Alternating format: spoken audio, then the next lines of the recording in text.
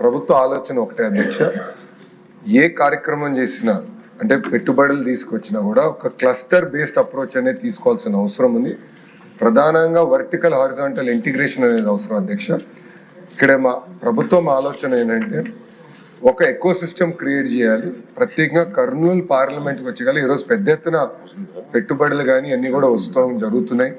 ఆ ప్రాంతంలో కూడా పెద్ద ఎత్తున పరిశ్రమలు వస్తున్నాయి, అక్రాస్ సెక్టర్స్ వస్తున్నాయి. కనుక ఫోకస్ అప్రోచ్ తీసుకుని ఈ క్లస్టర్ యూనివర్సిటీ కూడా వేరే సబ్జెక్ట్స్ ఇస్తూ కూడా స్పెషలైజేషన్ అనేది చాలా చాలా అవసరం ఉంది అధ్యక్ష. అందుకే అది మేము ఫోకస్ చేస్తాం జరుగుతుంది అధ్యక్ష. ఇంతేకాకుండా బ్యాలెన్స్ పనులు పూర్తి చేసేదానికి 74.5 కోట్ల రూపాయలు అవసరం ఉంది అధ్యక్ష. అది వచ్చే అకాడమిక్ ఇయర్లో శాంక్షన్ చేసి పనులు కూడా పూర్తి చేస్తానని గౌరవ సభ్యురాలకి తెలియజేస్తాం జరుగుతుంది. సమగ్ర శిక్ష అభియాన్ కింద ఉన్న ప్రాజెక్ట్ కింద పనిచేస్తున్న ఉపాధ్యాయులకి అదేవిధంగా డేటా ఎంట్రీ ఆపరేటర్స్ కి జీతాలు ఎంత చెల్లిస్తున్నారు దానిపైన మారటం జరిగింది అధ్యక్ష. నా దగ్గర ఉన్న సమాచారం మేరకు మేము 4 రాష్ట్రాలతో కంపేర్ చేసాం. ఒకటి ఆంధ్రప్రదేశ్, తెలంగాణ, కేరళ, తమిళనాడు, దక్షిణ భారత్ దేశంలో ఉన్న రాష్ట్రాలతో మేము కంపారిజన్ చేస్తే ఆంధ్రప్రదేశ్ మనం ఇస్తున్న జీతాలు వన్ ఆఫ్ ద హైయెస్ట్ అధ్యక్ష. నంబర్ 1. నంబర్ 2, గతంలో సుమారుగా 3 నెలలకు ఒకసారి జీతాలు వేసేవారు. అలాంటిది ఈరోజు 1వ తారీఖు నాడు మేము జీతాలు వేస్తాం జరుగుతుంది అధ్యక్ష. ఒకసారి కానీ మీరు ఈ ప్రోగ్రామ్ చూస్తే ఇది సిఎస్ఎస్ అధ్యక్ష, సెంట్రల్లీ స్పాన్సర్డ్ స్కీమ్. అంటే 60% కేంద్ర ప్రభుత్వం ఇస్తుంది, 40% రాష్ట్ర ప్రభుత్వం ఇస్తుంది. మనం ఏం నిర్ణయం తీసుకున్నా కేంద్ర ప్రభుత్వ ఆమోదంతోనే తీసుకోవాల్సిన అవసరం ఉంది అధ్యక్ష. అందుకే నెక్స్ట్ పిఏబి మీటింగ్ అనేది జరుగుతుంది.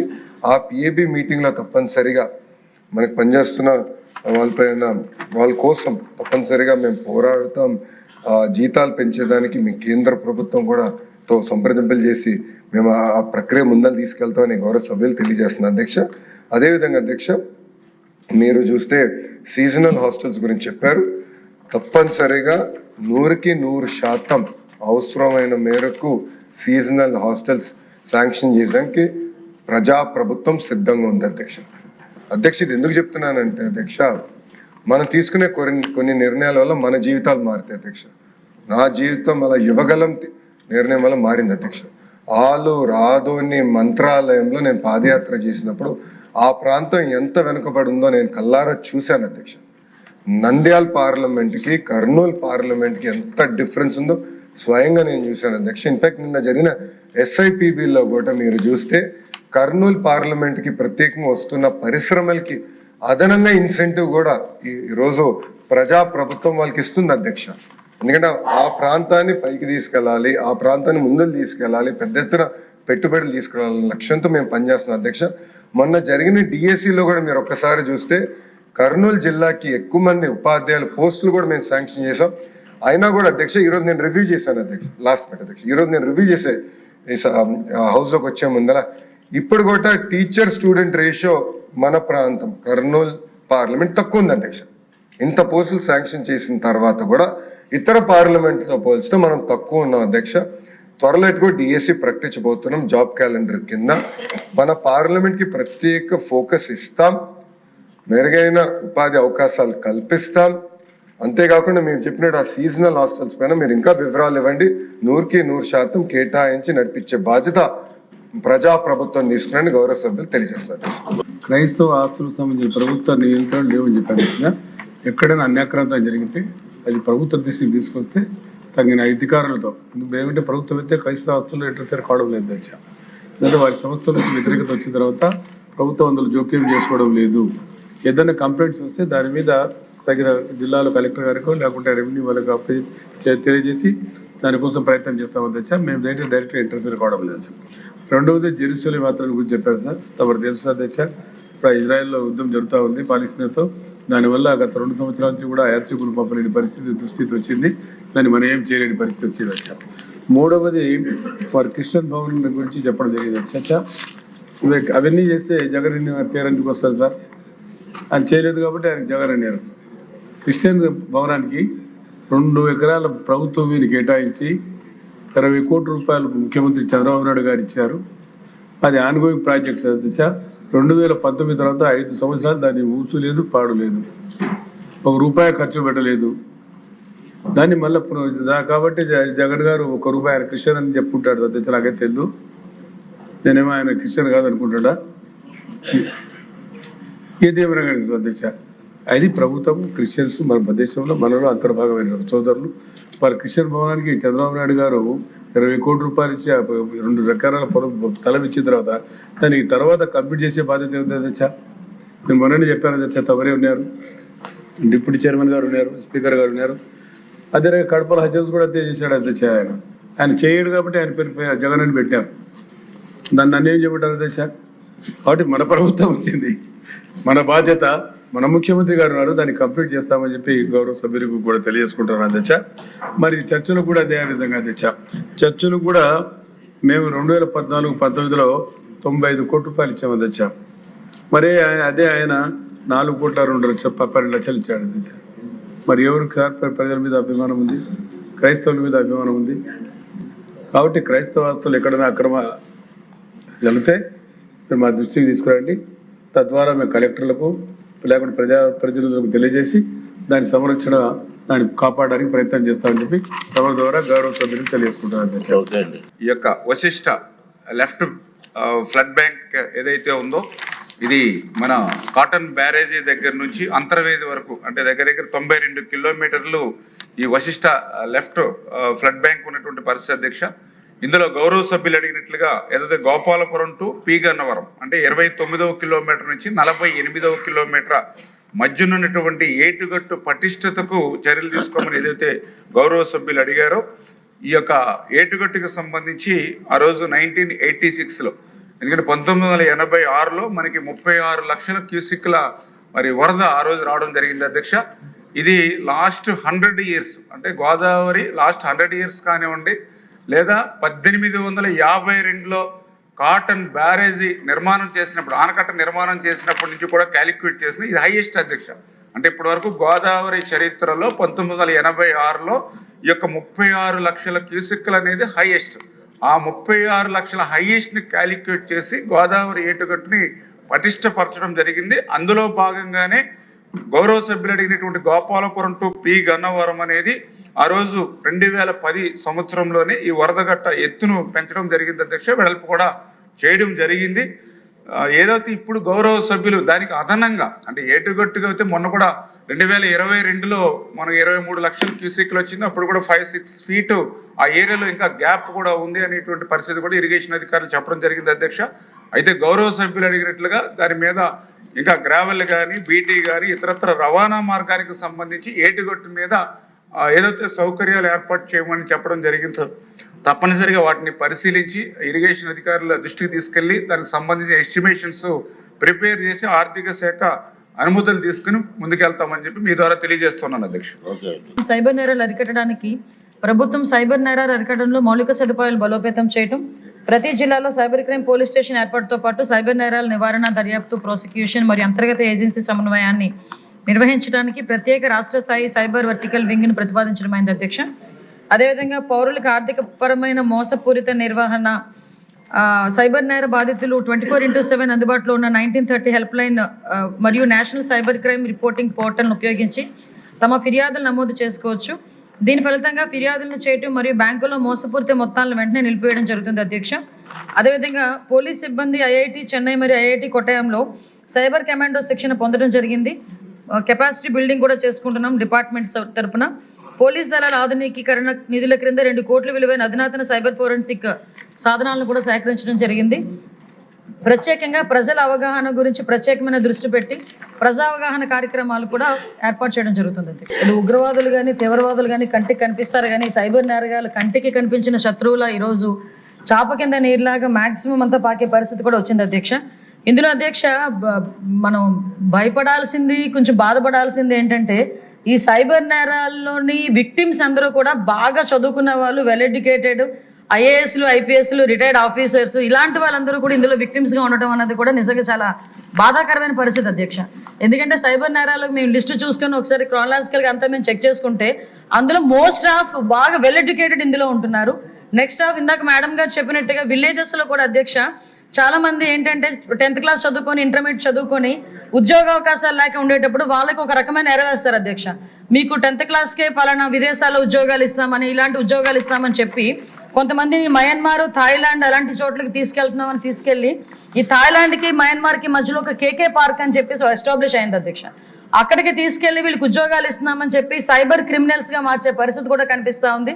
రీసెంట్ గా మన ఆంధ్రప్రదేశ్ నుంచి దగ్గర 110 మంది వాళ్ళని కూడా మనం రెస్క్యూ చేసి మన కేంద్ర మంత్రి రామ్మోహన్ నాయుడు గారు సారథ్యంలో ఇక్కడ కూడా తీసుకురావడం జరిగింది అధ్యక్ష. ఎస్పెషల్లీ ఇందాక మనం మాట్లాడుకుంటున్న అధ్యక్ష, ఒకసారి ఇక్కడ ఏమవుతుందంటే మెయిన్ సైబర్ క్రైమ్ కి సంబంధించి అవగాహన అయితే చాలా క్లియర్ గా అవసరం అవుతుంది అధ్యక్ష.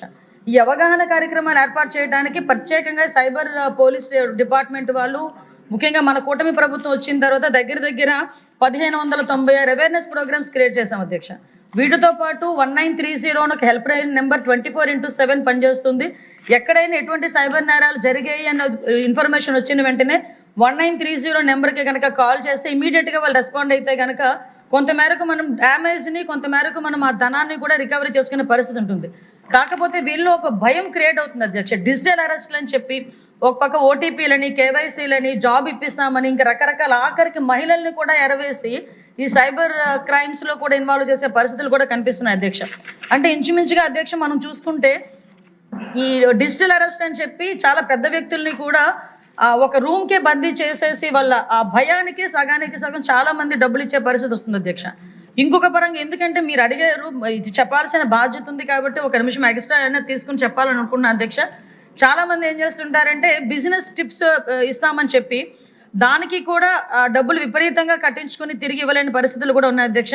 ఇది మీరు అన్నట్టుగా చాలా పెద్ద సబ్జెక్టు. దీని మీద అవగాహన అనేది కంపల్సరీగా ప్రతి ఒక్కరికి కావాలి. దాని మీద గౌరవ ముఖ్యమంత్రి గారు ప్రత్యేకంగా దృష్టి పెట్టి ఈ సమస్యను అతి త్వరితగతిన పరిష్కరించాలనే ఉద్దేశంతోనే ప్రతి జిల్లాలోని కూడా సైబర్ క్రైమ్ పోలీస్ స్టేషన్స్ ఉండాలి, సైబర్ క్రైమ్ ఎస్టాబ్లిష్మెంట్ కూడా పెంచాలనే ఉద్దేశంతో 26 జిల్లాలకి సైబర్ క్రైమ్ పోలీస్ స్టేషన్స్ ఏర్పాటు చేయడానికి ఈరోజు మనకి ప్రతిపాదన కూడా ఉంది అధ్యక్ష. అది యాజ్ ఎర్లీ యాజ్ పాసిబుల్ ఇవ్వడం జరుగుతుంది అధ్యక్ష. ప్రత్యేకంగా ఈ కెపాసిటీ బిల్డింగ్ అధ్యక్ష, ఇప్పుడు ఎందుకంటే ఇప్పుడు ఉన్న పోలీస్ డిపార్ట్మెంట్ వాళ్ళకి కూడా కెపాసిటీ బిల్డింగ్ అవసరం. ఇప్పుడు ఏదైతే కానిస్టేబుల్ ట్రైనింగ్ పొజిషన్లో అవనాయండి, పోలీస్ ట్రైనింగ్స్లో అవనాయండి, కంపల్సరీగా 1 month కోర్సు ఈ కెపాసిటీ బిల్డింగ్ మీద పెట్టి సైబర్ నేరాలను ఎలా అరికట్టడానికి ఒక అవగాహన కార్యక్రమాలు కూడా ఏర్పాటు చేస్తున్నాం. ఎస్పెషల్లీ ఈ భయం వల్ల, ఆ గ్రీడీ వల్ల, ఈ లోన్ యాప్స్ వల్ల మ్యాక్సిమం కొన్ని పారామీటర్స్ ఉన్నాయి అధ్యక్ష. వాటిల్లోనే ఎక్కువగా సైబర్ క్రైమ్ అనేది ఎక్కువగా జరుగుతుంది. కంపల్సరీగా ఈ ఎన్డీఏ ప్రభుత్వం మనకి కంపల్సరీగా ఈ సైబర్ నేరాలు అరికట్టడంలో ఒక పక్కా ప్రణాళికతో ముందుకెళ్తున్నాం అధ్యక్ష. ఇప్పటికి మనం 2025లో అక్టోబర్ నెలని సైబర్ క్రైమ్ అవగాహన మంత్ కింద కూడా మనం ఏర్పాటు చేసి ప్రత్యేకంగా 1 month కూడా కార్యక్రమాలు ఏర్పాటు చేసుకున్నాం అధ్యక్ష. ఇవే కాకుండా అధ్యక్ష ప్రత్యేకంగా ఈ సైబర్ నేరాలని, అదేవిధంగా సోషల్ మీడియాని కొంతమేరకు మనం రిస్ట్రిక్ట్ చేయడానికి ఈ మధ్యన ఒక జీవోఎం కూడా ఏర్పాటు చేసుకోవడం జరిగింది. మన నారా లోకేష్ గారు, మన మంత్రివారి నారా లోకేష్ గారి ఆధ్వర్యంలో మన పార్థసారథి గారు, సత్యకుమార్ యాదవ్ గారు, అదేవిధంగా మనోహర్ గారు, నేను కలిపి ఒక మీటింగ్ కూడా ఏర్పాటు చేసుకోవడం జరిగింది అధ్యక్ష. ఆల్రెడీ 2 మీటింగ్లు అయినాయి. ఆ 2 మీటింగ్స్ అయిన తర్వాత కంక్లూషన్కి వచ్చి as early as possible cyber crime నేరాల మీద అరికట్టడంలో గవర్నమెంట్ ఎప్పుడు చిత్తశుద్ధితో ఉంది. ప్రజలందరూ కూడా అవగాహన కల్పించుకోవాలి. ముఖ్యంగా ప్రజాప్రతినిధులు కూడా ప్రజలకు అవగాహన కల్పించడంలో సహాయ సహకారాలు అందించాలని మనస్ఫూర్తిగా కోరుకుంటున్నాను అధ్యక్ష. సార్, ఈ ప్రభుత్వం అధికారంలోకి వచ్చిన తర్వాత ఇప్పుడు దాకా 3 డిస్కమ్స్ లో కలిపి 1,02,538 మందికి వ్యవసాయ కనెక్షన్లు ఇచ్చాం సార్. ఇందాక పెద్దలు రామకృష్ణ గారు అడిగినట్టు ఇంకా 46,000 కనెక్షన్స్ పెండింగ్ లో ఉన్నాయి. ఇవన్నిట్లో కూడా వ్యవసాయ సీజన్ ఉంది కాబట్టి కొద్దిగా స్లో అయింది. వ్యవసాయ సీజన్ అయిపోయిన తర్వాత ఇమీడియట్ కూడా వాటిని టేకప్ చేసి ఈ 46,000 కనెక్షన్స్ మళ్ళీ వ్యవసాయ సీజన్ స్టార్ట్ అయ్యే లోపల రైతులకు అందిస్తామని చెప్పి మీ ద్వారా సభ్యులకు తెలియజేస్తా ఉన్నాం సార్. అదే కాకుండా ప్రభుత్వం వ్యవసాయానికే కాకుండా యాక్వా సంబంధించి రిజిస్ట్రేషన్ అయిన వాళ్ళందరికీ కూడా ₹1.5 విద్యుత్ ఇవ్వాలనేది ఈ ప్రభుత్వం నిర్ణయించింది. అదేవిధంగా కాకుండా ఈ సంవత్సరం ఏప్రిల్ నుంచి వీవర్స్కి 200, 500 యూనిట్లు ఉచితంగా ఇవ్వాలి, అట్లానే సెలూన్స్కి కూడా ఇవ్వాలనే దాన్ని కూడా ఈ ప్రభుత్వం నిర్ణయించింది. ఇవన్నిటిని కూడా ఏప్రిల్ మాసం నుంచి అందరికి కూడా అందుబాటులోకి వచ్చే విధంగా తీసుకొస్తాము. అదే కాకుండా ఇందాక పిఎం సూర్య గారి గురించి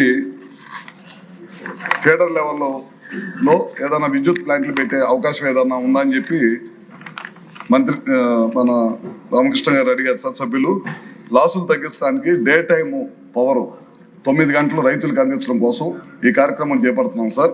ఇప్పటిదాకా దాదాపు దీనివల్ల 3.09 యూనిట్కి మనం తీసుకుంటున్నాం సార్. ఇప్పుడు యూనిట్కి 7 రూపాయలు పడుతుంది. మనం 3 రూపాయలకే సోలార్ దగ్గర కింద ఎక్కడైతే సబ్స్టేషన్స్ లెవెల్లో 11 kV లైన్స్ ఉన్నాయో అక్కడే సోలార్ ప్లాంట్లు పెట్టడం వల్ల దాదాపు 25 సంవత్సరాల పాటు ఒకే విధంగా ఈ టారిఫ్ ఉంటుంది. కానీ మనం రెగ్యులర్ పవర్ వచ్చేసరికి 4% చొప్పున పెరిగే అవకాశం ఉంది సార్. తద్వారా చాలా ఆదాయం అవుతుంది. ఇప్పుడు డిస్కౌంట్స్ వారిగా యాన్యువల్గా 220 మెగావాట్లు 140 కోట్లు ఆదా అవుతుంది సార్. దీనివల్ల ప్లాంట్లు పెట్టడం వల్ల, సోలార్ ప్లాంట్లు ఫీడర్ లెవెల్లో పెట్టడం వల్ల. అట్లానే 476 కోట్లు మొత్తం మీద మూడు డిస్కమ్స్ మీద ఇంత పెద్ద ఎత్తున ఆదా అవుతుంది సార్. మొత్తం డిస్కమ్స్ కు ఎస్టిమేషన్ యాన్యువల్ సేవింగ్స్ 663 కోట్ల నుంచి 2288 కోట్లు ఆదాయ ఈ 11 kV 33 kV సబ్స్టేషన్స్ దగ్గర మనం సోలార్ ప్లాంట్లు పెట్టడం వల్ల ఇంత పెద్ద మొత్తమైన ఆదా అవుతుంది సార్. ఇప్పుడు 2026-27కి దాదాపు 3 డిస్కమ్స్ కలిపి 1035 మెగావాట్లు మనం టెండర్లు పిలిచాము. ఈ సమ్మర్లో వాటిని కూడా భూసేకరణ జరుగుతుంది. వాటిని కూడా ఈ సమ్మర్లో స్టార్ట్ చేసి మొత్తం కూడా పూర్తి చేస్తాం సార్. ఇంకా 2028, 2028, 29కి 2029-30కి ఇంకా 4000 మెగావాట్లు లక్ష్యంగా ఈ ప్రభుత్వం పనిచేస్తాం సార్. ఇవన్నీ కనుక చేస్తే కనుక వ్యవసాయ రంగంకి నాణ్యమైన విద్యుత్తుని డే టైం లాసులు తగ్గించుకుంటూ అదేవిధంగా 9 గంటలు వ్యవసాయదారులకి పగలపోటే వ్యవసాయదారులకు విద్యుత్ ఇవ్వడానికి ఉపయోగపడుతుంది సార్. పాత ఎడ్లలంక గ్రామం అవనగడ్డ మండలం ఎడ్డలంక పంచాయతీలో 257 కుటుంబాలతో ఉన్నటువంటి గ్రామం అధ్యక్ష. ఈ పాత ఎడ్లలంక గ్రామం ఈ కృష్ణానదికి సంబంధించినటువంటి 2 పాయల మధ్య ఉన్నటువంటి పరిస్థితి అధ్యక్ష. అందులో ప్రధానంగా ఇది సముద్ర మట్టానికి కూడా 6 మీటర్ల ఎత్తులో ఉన్నటువంటి పరిస్థితి. ఏదైతే ఈ యొక్క పాత ఎడ్లలంక గ్రామం సంబంధించి 2019 నుండి కూడా ఈ కోత ఎక్కువగా గురవుతున్నటువంటి పరిస్థితి అధ్యక్ష. ఎందుకంటే ఏదైతే ఈ యొక్క కృష్ణా నది ప్రవాహ మార్గం దిశ మార్చుకోవడం ద్వారా డైరెక్ట్ గా ఈ యొక్క పాత ఎడ్లలంక గ్రామానికి సంబంధించినటువంటి ల్యాండ్ మీద ఇది మరి ప్రెజర్ ఇవ్వడంతో అక్కడ కోతకు గురవుతున్నటువంటి మాట వాస్తవం అధ్యక్ష.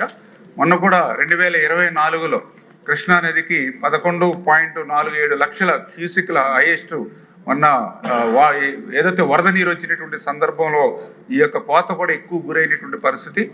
ఈ రోజు చూసినట్లయితే 2-3 లక్షల వరద నీరు వచ్చినా కూడా ఈ పాత ఎడ్లలంక గ్రామం మరి కోతకు గురవుతున్నటువంటి పరిస్థితి. అందులో భాగంగానే గౌరవ సభ్యులు చెప్పినట్లుగా 310 ఎకరాలు అదేవిధంగా 200 మీటర్లు లోనికి చొచ్చుకుని వచ్చినటువంటి పరిస్థితి కృష్ణానది ఈ పాత ఎడ్లలంక గ్రామంలో ఉన్నటువంటి పరిస్థితి అధ్యక్ష.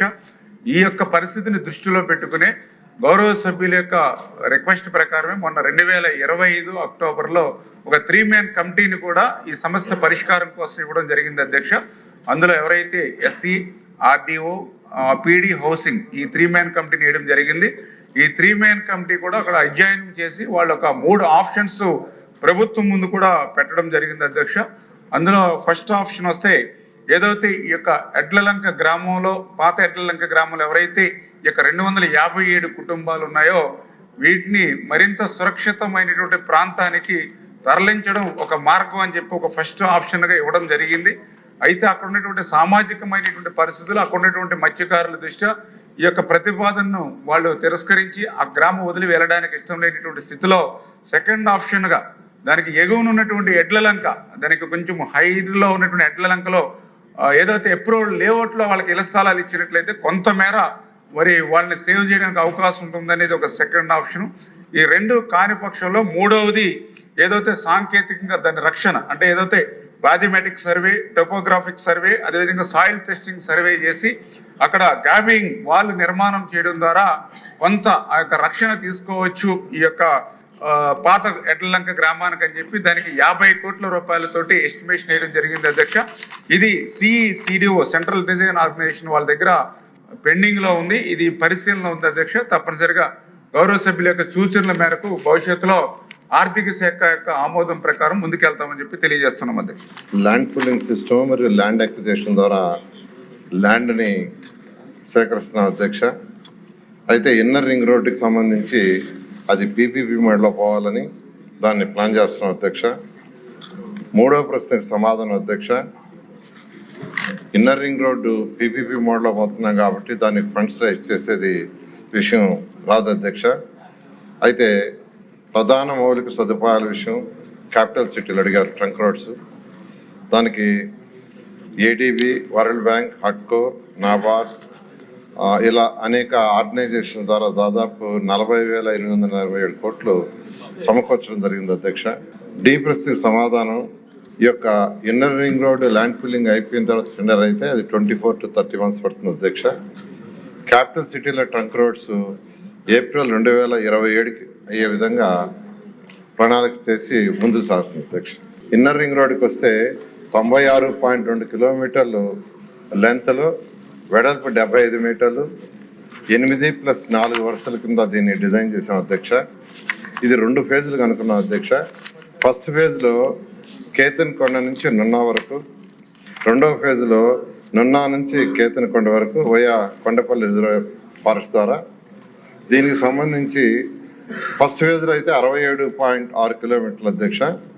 అది గుంటూరులో ఒక 14 విలేజ్లు, పల్నాడులో ఒక 3 విలేజ్లు, కృష్ణాలో 6 విలేజ్లు, ఎన్టీఆర్ దాంట్లో మొత్తం 26 విలేజ్లు అధ్యక్ష. దీనికి డిపిఆర్ పూర్తి అయిపోయింది అధ్యక్ష. దీని మీద యాక్చువల్గా ల్యాండ్ పుల్లింగ్ ఆల్రెడీ నోటిఫికేషన్ ఇచ్చి ల్యాండ్ పుల్లింగ్ స్టార్ట్ చేసాం. సభ్యులు అడిగినట్టుగా 6 నెలల్లో ల్యాండ్ పుల్లింగ్ అయ్యేటట్టుగా ఈరోజు కలెక్టర్ గారికి ఇన్స్ట్రక్షన్ ఇచ్చి దాని మీద ముందుకు పోతున్నాం అధ్యక్ష. అయితే ఈ అమౌంట్ విషయంకి వచ్చి యాక్చువల్గా అడిగారు. ఇన్నర్ రింగ్ రోడ్ అయితే పీపీపీ మోడల్లో పోతున్నాం అధ్యక్ష. ట్రంక్ రోడ్కి సంబంధించి యాక్చువల్గా మొత్తం 55 వర్క్స్ అధ్యక్ష.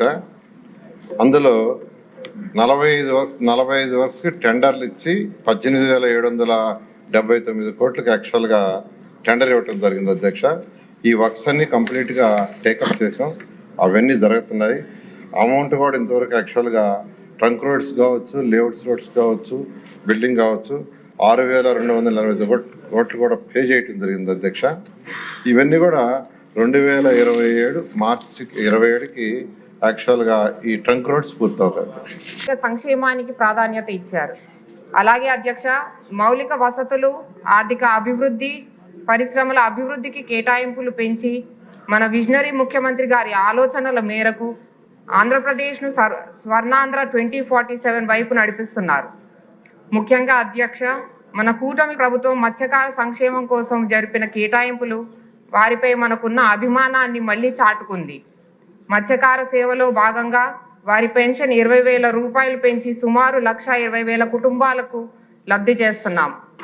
అధ్యక్ష, మహిళలకు ఈ కూటమి ప్రభుత్వం ఎప్పుడూ వెన్నుదన్నుగా ఉంటుందని ఈ వార్షిక బడ్జెట్ మరొకసారి ప్రూవ్ చేసింది.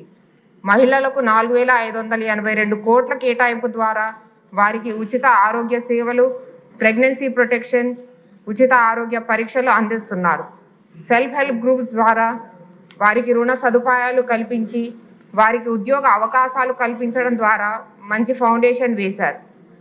విద్య, స్కిల్ డెవలప్మెంట్లో ప్రత్యేక ట్రైనింగ్ ద్వారా వారి సామర్థ్యాన్ని పెంచగలిగాం. మహిళలకు రక్షణ కోసం శక్తి యాప్, ఉచిత బస్సు, మహిళా పారిశ్రామికవేత్తలు లాంటి వాటికి కేటాయింపులు జరిపి మహిళలు అంటే ఈ ప్రభుత్వానికి ఎంత గౌరవమో తెలుపుకుంది. అధ్యక్ష, దేశ భవిష్యత్తు మన యువత చేతిలోనే ఉంది. ఎవరికీ లేని ఒక స్ట్రెంగ్త్ ఈ ఆంధ్ర రాష్ట్రానికి ఉంది. అదే మన యువ నాయకులు శ్రీ నారా లోకేష్ గారు. యువగళం పాదయాత్రలో వారి ప్లానింగ్, ప్రోగ్రామింగ్ ప్రాసెస్ అన్నీ మాకు అర్థమయ్యాయి. దానిలో భాగంగానే WhatsApp governance, AP wealth fund, deep technology, quantum computing వంటి కొత్త ఆలోచనలకు మొదటి అడుగులు పడ్డాయి. ఈ వార్షిక బడ్జెట్లో యువతకు విద్యా, ఉపాధి అవకాశాల కోసం భారీగా కేటాయింపులు చేశారు. ఇందులో భాగంగానే స్కిల్ డెవలప్మెంట్కు, స్పోర్ట్స్ ఇన్ఫ్రాస్ట్రక్చర్, స్టూడెంట్ స్కాలర్షిప్స్కు భారీగా నిధులు కేటాయించారు. Artificial intelligence, data science, drones, green టెక్నాలజీలో స్కిల్ ట్రైనింగ్కు అధిక నిధులు కేటాయించారు. ఈ సందర్భంగా మీ ద్వారా గౌరవ శ్రీ నారా లోకేష్ గారికి మా తుని నియోజకవర్గంలో ఒక స్కిల్ డెవలప్మెంట్ సెంటర్ ఏర్పాటు చేయవలసిందిగా రిక్వెస్ట్ చేస్తున్నాం. అలాగే అధ్యక్ష, 20 లక్షల ఉద్యోగాలు, subsidy loan for young entrepreneurs, స్టార్టప్స్కు ట్యాక్స్ సబ్సిడీ, ఎంఎస్ఎంఈ రంగానికి చేయూత, ఇన్నోవేషన్ హబ్స్, డిజిటల్ స్టార్టప్ లాంటి ఎన్నో యువతకు దిశానిర్దేశం చేసే పథకాలకు కేటాయింపులు చేశారు. ఈజ్ ఆఫ్ డూయింగ్ బిజినెస్ నుండి స్పీడ్ ఆఫ్ డూయింగ్ బిజినెస్ వైపుకి ఆంధ్ర రాష్ట్రం పరుగులు పెడుతోంది. అధ్యక్ష, చివరగా ఒక నాయకుడు కేవలం పాలన చేయడమే కాదు, భవిష్యత్తును ఊహించి ప్రజల జీవితాలను మార్చే దిశగా అడుగులు వేయాలి. మన సీఎం గారి ఆలోచనలు ఈ రోజుకే పరిమితం కావు, రాబోయే తరాల కోసం కూడా ఉంటాయని ఈ బడ్జెట్ మరొకసారి చాటి చెబుతుంది. రైతు సంక్షేమం నుండి మహిళా సాధికారత వరకు, యువత అభివృద్ధి నుండి పరిశ్రమ అభివృద్ధి వరకు, సామాజిక న్యాయం నుండి సాంకేతిక ఉన్నతి వరకు ప్రతి రంగంలో ఆయన చూపుతున్న నాయకత్వం మన రాష్ట్ర ప్రజల అభ్యున్నతి కోసమే. 1995-2004 వరకు నాడు సీఎంగా చేపట్టిన ఎన్నో కార్యక్రమాలు, ముఖ్యంగా ఐటీ రంగంలో చేసిన అభివృద్ధి యొక్క ఫలాలు ఆ దశాబ్దంలో ఇంజనీరింగ్ టెక్నాలజీలో డిగ్రీలు చేసిన వారందరికీ మంచి భవిష్యత్తునిచ్చింది. మనందరము కూడా ఆ దార్శనికుడి దూరదృష్టి వల్ల లాభం పొందిన వాళ్ళమే. అలాగే ఇప్పుడు వారు చేస్తున్న కార్యక్రమాలు భావితరానికి బంగారు బాటలు. ఇటువంటి సీఎం గారు మనకు ఉండటం మన రాష్ట్రాలు ప్రజలు చేసుకున్న అదృష్టం. మన సీఎం గారికి నా హృదయపూర్వక పాదాభివందనాలు తెలియజేసుకుంటూ 5 కోట్ల ఆంధ్రుల ఆత్మగౌరవ పునర్నిర్మాణానికి మన ప్రభుత్వం ప్రతిపాదించిన ఒక చారిత్రాత్మక సంకల్ప పత్రం అధ్యక్ష. ఇది కేవలం పద్దుల పుస్తకం కాదు, ఆంధ్రప్రదేశ్ ప్రగతిని నిర్దేశించే దిక్సూచి.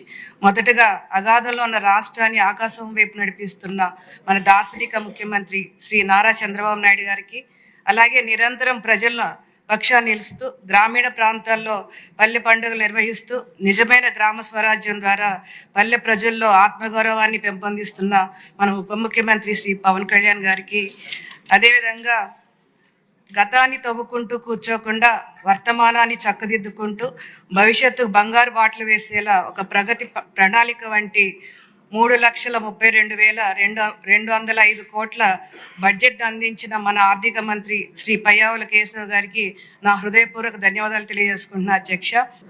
ఈ బడ్జెట్ ప్రజల ఆకాంక్షలకు అనుగుణంగా అభివృద్ధి సంక్షేమంతో రాష్ట్రాన్ని పరుగులు పెట్టించే విధంగా రూపొందించబడింది అధ్యక్ష. రానున్న ఆర్థిక సంవత్సరానికి 3,32,205 కోట్లతో బడ్జెట్ని ప్రతిపాదించారు అధ్యక్ష. స్వర్ణాంధ 2047 లక్ష్యంతో ఈ బడ్జెట్ని ప్రతిపాదించి ఈ బడ్జెట్ ఇటు ఉత్తరాంధ్ర నుంచి రాయలసీమ వరకు కూడా ప్రజల జీవితాల్లో గొప్ప మార్పు తీసుకురావడమే ఈ బడ్జెట్ యొక్క ముఖ్య ఉద్దేశం అని చెప్పక తప్పదు అధ్యక్ష. అలాగే రాష్ట్రం ముందంజలో ఉండాలంటే ఉద్యోగస్తుల పాత్ర కూడా చాలా కీలకమైనది అధ్యక్ష. అందులో భాగంగా రాష్ట్ర ప్రభుత్వ ఉద్యోగులకు మరింత సులభమైన, పారదర్శకమైన, వేగవంతమైన సేవలు అందించే దిశగా ఆంధ్రప్రదేశ్ ప్రభుత్వం కీలక నిర్ణయం తీసుకుంది అధ్యక్ష. నోబెల్ ప్రైజ్ గెలుచుకున్న తొలి భారత ఆర్థికవేత్త అమర్సేన్ మాటల్లో ఆర్థికాభివృద్ధి అంటే కేవలం సంఖ్యల పెరుగుదల కాదు, ప్రజలకు లభించే అవకాశాల విస్తరణ అని. అందుకే బడ్జెట్ అనేది ఆదాయ ఖర్చుల లెక్కలు మాత్రమే కాదు అధ్యక్ష, ప్రజల జీవన ప్రమాణాలని ఎలా మెరుగుపరచాలి, రాష్ట్ర భవిష్యత్తును ఎలా బలోపేతం చేయాలన్న ప్రభుత్వ సంకల్పానికి ప్రతిబింబం ఈ బడ్జెట్ అధ్యక్ష. ఎన్నికల ద్వారా ప్రభుత్వాలు మారొచ్చు, కానీ బడ్జెట్లు మాత్రం రాష్ట్రాల భవిష్యత్తుని నిర్మిస్తామా లేకపోతే మైనస్ చేయటం చేసే పరిస్థితి అధ్యక్ష. ఎందుకంటే బడ్జెట్ అనేది లెక్కల పుస్తకం కాదు అధ్యక్ష, ఇది ప్రభుత్వ ప్రాధాన్యతలకు అర్థం. రాష్ట్రం ఏ దిశగా ప్రయాణం చేయాలన్నా, దిశానిర్దేశం చేయాలన్నా రాబోయే తరాలపై తీసుకునే బాధ్యత ఇది అధ్యక్ష. 2019 నుంచి 2024 వరకు వాళ్ళు ప్రవేశపెట్టిన 4 బడ్జెట్లు ఈ రాష్ట్రాన్ని అంధకారంలో నెట్టినాయి అధ్యక్ష. ముఖ్యమంత్రి చంద్రబాబు నాయుడు గారి స్పష్టమైన దృష్టి సంక్షేమం ప్రజలకు భరోసా ఇవ్వాలి, అలాగే అభివృద్ధి రాష్ట్రానికి భవిష్యత్తు నిర్మించాలని ఈరోజు మన ముందు ఈ బడ్జెట్ను 2 లక్ష్యాలుగా ప్రవేశపెట్టారని నేను భావిస్తున్నాను అధ్యక్ష. 26-27 ఆర్థిక సంవత్సరానికి 3,32,205 కోట్ల వ్యయంతో బడ్జెట్ను ప్రతిపాదించింది అధ్యక్ష. ఇందులో రెవెన్యూ వ్యయం 2,56,143 కోట్లు కాగా క్యాపిటల్ ఎక్స్పెండిచర్ గురించి మనం ఆడుకోవాలి అధ్యక్ష. ఇది ఒకటే మాట అధ్యక్ష. క్యాపిటల్ ఎక్స్పెండిచర్లో 53,915 కోట్లు కేటాయించినందుకు పయ్యావుల కేశవ్ గారికి, ముఖ్యమంత్రి గారికి ధన్యవాదాలు తెలియజేస్తూ, ఇక్కడ ముఖ్యమైన విషయం స్పష్టంగా కనిపిస్తుంది అధ్యక్ష. ఖర్చు పెరగలా, పెట్టుబడి పెరిగింది. ఖర్చు పెరగడం అభివృద్ధి కాదు అధ్యక్ష, భవిష్యత్తును పెట్టుబడి పెరగడమే నిజమైన అభివృద్ధి అధ్యక్ష. గత సంవత్సరంతో పోలిస్తే క్యాపిటల్ ఎక్స్పెండిచర్ 33% పెరగడం ఈ బడ్జెట్ యొక్క అసలు బలం అధ్యక్ష. ఇది తాత్కాలిక ఖర్చు కాదు, భవిష్యత్తులో సంపదను సృష్టించే పెట్టుబడి.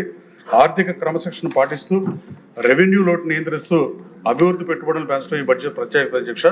సాధారణంగా బడ్జెట్ చర్చల్లో ఖర్చు ఎంత పెరిగింది అన్నదే మాట్లాడతారు అధ్యక్ష, కానీ ఖర్చు పెరగడం అభివృద్ధి కాదు అధ్యక్ష, భవిష్యత్తుకు పెట్టుబడి పెరగడమే నిజమైన అభివృద్ధి అధ్యక్ష. ఆ దిశగా 53,915 కోట్లు కేటాయిస్తాం స్వాగతించాలి అధ్యక్ష. 2019-24 మధ్య వైసీపీ ప్రభుత్వం 2020-21లో 20,690 కోట్లు, అలాగే 21-22లో 18,511 కోట్లు, 22-23లో 9,017 కోట్లు, 23-24 24,160 మొత్తం కలిపితే 72,379 కోట్లు మాత్రమే క్యాపిటల్ ఎక్స్పెండిచర్గా పెట్టింది అధ్యక్ష. 2022-23 కాగ్ రిపోర్ట్లో కేవలం 7,140 కోట్లు అంటే 3.48% మాత్రమే రాష్ట్రాల సరాసరి ఆ రోజున 13.48% ఉంటే కనీసం దాంట్లో ఎన్నో వంతుకి దరిద్రాన్ని తీసుకెళ్లిందో మనం చూస్తాం అధ్యక్ష. అలాగే కాగ్ ఆరోపించింది అధ్యక్ష, ఇది మనం ఆరోపించేది కాదు. 24-25లో మనం ఇంటరిమ్ బడ్జెట్ పెట్టినప్పుడు 21,173 కోట్లు, 25-26లో 39,495 కోట్లు, ఇప్పుడు 53,916 కోట్లు. కేవలం 2 సంవత్సరాల లోపే 1,14,587 కోట్లు పెట్టడం ఈ 3 ఏళ్లకు సంబంధించి క్యాపిటల్ ఎక్స్పెండిచర్ల తేడా రాష్ట్ర ప్రజలు కూడా గమనించాలి అధ్యక్ష. ఇవాళ సాగునీటి రంగానికి సంబంధించి కూడా నిధులు కేటాయించడం కానీ, వారు నిర్లక్ష్యం చేసినటువంటి కాలువల మరమ్మతులు కానీ, అదేవిధంగా ప్రాజెక్టుల నిర్మాణం కానీ ఇతోధికంగా ఈ 20 నెలల కాలంలో మొత్తం కూడా ఏ విధంగా ముందుకు పోతా ఉన్నాయో చూసాం అధ్యక్ష. పోలవరం నిర్మాణం 72% పూర్తి చేసుకున్న నిర్మాణాన్ని పూర్తిగా నిర్లక్ష్యం చేసి నిర్వీర్యం చేసినటువంటి గత ప్రభుత్వం యొక్క నిర్లక్ష్యానికి మరి ఈ రోజున మళ్ళా 20 నెలల కాలంగా పోలవరాన్ని మనం పరుగులు పెట్టిస్తా ఉన్నారు అధ్యక్ష చంద్రబాబు నాయుడు గారి నాయకత్వంలో. ఈరోజు అదేవిధంగా మిగిలిన రంగాలు కూడా ఒకసారి చూసుకుంటే ఇవాళ పారిశ్రామిక వృద్ధి అధ్యక్ష, పూర్తిగా పరిశ్రమలు నిర్వీర్యం అయిపోయినాయి. గతంలో 14-19లో ఈ రాష్ట్రానికి వచ్చినటువంటి సాధించినటువంటి ప్రగతి, పారిశ్రామిక ప్రగతి అంతా కూడా వెనక్కి వెళ్ళిపోయింది అధ్యక్ష. నిర్వీర్యం చేశారు. స్థిరపడుతున్నటువంటి పారిశ్రామికవేత్తల్ని బెదిరించి రాష్ట్రం నుంచి తరిమి కొట్టినటువంటి పరిస్థితులు చూసాం అధ్యక్ష. అటువంటి పరిస్థితుల్లో 20 నెలల కాలంలో గ్లోబల్ పార్ట్నర్షిప్ సమ్మిట్ ద్వారా దాదాపు విశాఖపట్నంలో జరిగినటువంటి ఈ సిఐ సమ్మిట్ ఏదో ఉందో దాని నుంచి 13.25 లక్షల ఎంఓయూలు 610 ఎంఓయూలు తీసుకొచ్చి ఈ రోజున 16 లక్షల ఉద్యోగ అవకాశాలు కల్పించడానికి స్పష్టంగా ఇవాళ బాటలు వేస్తా ఉన్నారు. దావోస్ పర్యటనకి ముఖ్యమంత్రి గారు కానీ, నారా లోకేష్ గారు కానీ దావోస్ పర్యటనకి 2 సార్లు వెళ్ళినప్పుడు మొదటిసారి 2.5 లక్షల కోట్ల రూపాయలు, మొన్న 1 లక్ష కోట్ల రూపాయల పైన ఇవాళ పెట్టుబడులకు ఎంఓయూలు తీసుకొని దగ్గర 20 లక్షల ఉద్యోగాల అవకాశాలు ఏదైతే ఉందో యువగళం పాదయాత్ర ద్వారా నిరుద్యోగ యువతకు ఇచ్చినటువంటి మాటలు నెరవేర్చడం కోసం ఈ ప్రభుత్వం ఈ పార్ట్నర్షిప్ సమ్మిట్ల ద్వారా కానీ, దావోస్ పర్యటన ద్వారా కానీ ఈ రాష్ట్రంలో ఐటీ రంగం అభివృద్ధికి, పారిశ్రామిక వృద్ధికి, అదేవిధంగా బాటలు వేయటానికి ఆ యువతని నిర్లక్ష్యానికి గురైనటువంటి యువతకి ఉపాధి మార్గాలు చూపించడానికి అన్ని రకాలుగా కూడా మళ్ళీ ప్రయత్నాలు జరుగుతూ ఉన్నాయి అధ్యక్ష. ఈ ప్రవేశపెట్టిన బడ్జెట్ ని గౌరవ ముఖ్యమంత్రి గారి చొరవతో, ఆర్థిక శాఖ మంత్రి గారి చొరవతో, ముందు చూపుతో ప్రవేశపెట్టిన ఈ బడ్జెట్ ని మేము పూర్తిగా భారతీయ జనతా పార్టీ పూర్తిగా స్వాగతిస్తుంది అధ్యక్ష.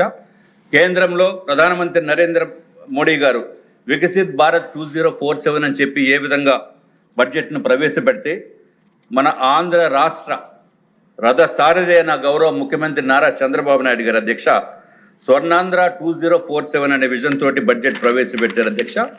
దీనికి ఈ వికసిత్ భారత్కి పునాదులు వేస్తుందని ఏమాత్రం చెప్పడానికి ఏమాత్రం సందేహం లేదు అధ్యక్ష. అధ్యక్ష, గౌరవ ముఖ్యమంత్రి నారా చంద్రబాబు నాయుడు గారు చొరవతో కేంద్రంలో ఉన్న పెద్దల్ని మెప్పించి ఒప్పించి మనకి రావాల్సిన కేటాయింపులు కూడా అత్యధికంగా తీసుకొచ్చిన ఘనత గౌరవ ముఖ్యమంత్రి నారా చంద్రబాబు నాయుడు గారికి అని చెప్పి నేను తెలియజేసుకుంటున్నాను అధ్యక్ష. కేవలం ఒక ఉదాహరణకి చెప్పవలసిన అవసరం ఉంది అధ్యక్ష. 2026-27 బడ్జెట్లో కేంద్ర ప్రభుత్వము పన్నుల వాటా తరపున 64,362 కోట్ల రూపాయలు కేటాయించింది అధ్యక్ష.